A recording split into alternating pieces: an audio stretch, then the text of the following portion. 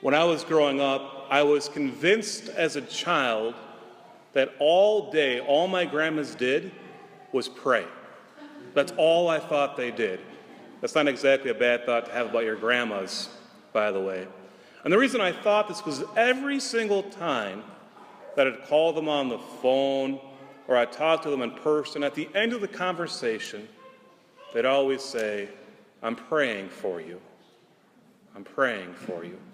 Even as I became a priest, they changed it. Instead of saying, "Alex, I'm praying for you," they'd say, "Father Alex," which is really weird for your grandma to call you father, by the way. Say, "Father Alex, I'm praying for you." One of my grandmas who passed away a couple years ago used to always say, "Now, Father Alex, I'm praying for you, and I'm really praying for is you don't get a big head."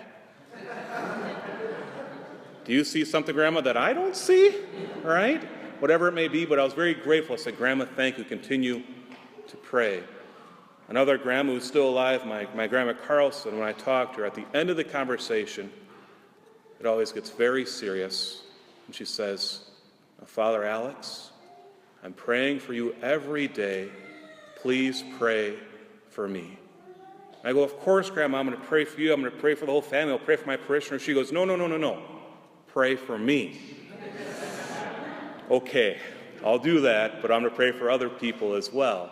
But it's so beautiful to know that I've had these two ladies in my life who, from the beginning that I remember, were always praying their rosary beads, were always this very prayerful.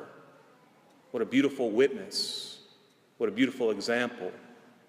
This, of course, has now changed a little bit to now where my mom is a grandma, and she's praying for her grandchildren. She's praying for her children as well, which is much needed. But maybe you don't have that in your life. Maybe you didn't grow up with family members who were always praying for you. I'm here to tell you today there always has been a mother praying for you, and it's Mary, Mother of God. She is a great intercessor. Today in our opening prayer we hear that she intercedes on our behalf to her Son, Jesus, to God. She intercedes for you. There she is, Mary, Queen of heaven and Queen of earth, interceding on our behalf. How beautiful. And why? Because she takes this vocation of being a mother seriously. Not just for her Son, Jesus Christ, but knowing that we are God's adopted children, that she intercedes for us as well. Today in our second reading, we hear this beautiful statement saying that God sent the Spirit of His Son into our hearts, crying out, "Abba, Father," so that we are no longer a slave, but a son, and if a son, then also an heir through God. We are no longer slaves. We are God's children. And we can cry out, "Abba, Father." This word Abba is this very, very basic way of saying Dad. It's like a little child in need, seeing their father, instead of going Dad, they go Daddy. That's what this Abba means. How beautiful it is that we have a God who wants us to be His children, who wants us to cry out to Him, "Abba, I need you. Abba, help me.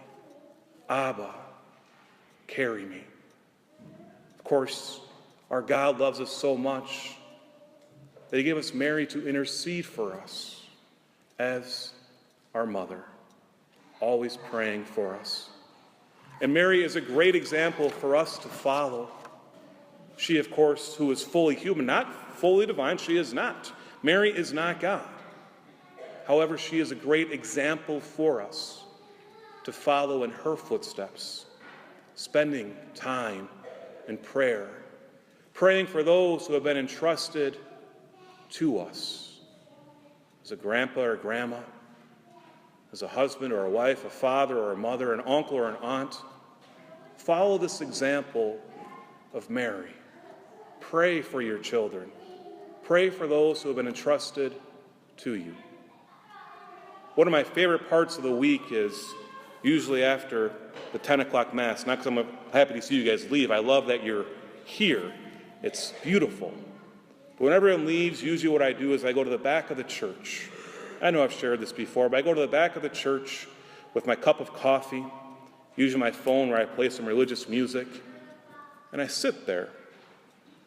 And I remember all the people that I can that were here throughout the week, most especially the weekend. And I pray for you. The reason why? It's because I'm the spiritual father to you. And as the father, I am called to pray, raising you up to God. In the same way that incense raises up, raising you up in these prayers so that God may help you whenever you're going through. This is what I'm called to do in my vocation. But it's what you're called to do as well in your vocation, being a mother or a father, being a grandparent, being a godparent, whatever it may be, to follow this example of Mary as well, continuing to ask God to implore his mercy and his grace upon us. Today, of course, we have this beautiful prayer that the Lord gave to Moses to say to Aaron. This beautiful prayer in which it says, "The Lord bless you and keep you. The Lord let his face shine upon you and be gracious to you. The Lord look upon you kindly and give you peace." Today and every day, let us continue to implore God's help and mercy and love upon those who have been entrusted to us.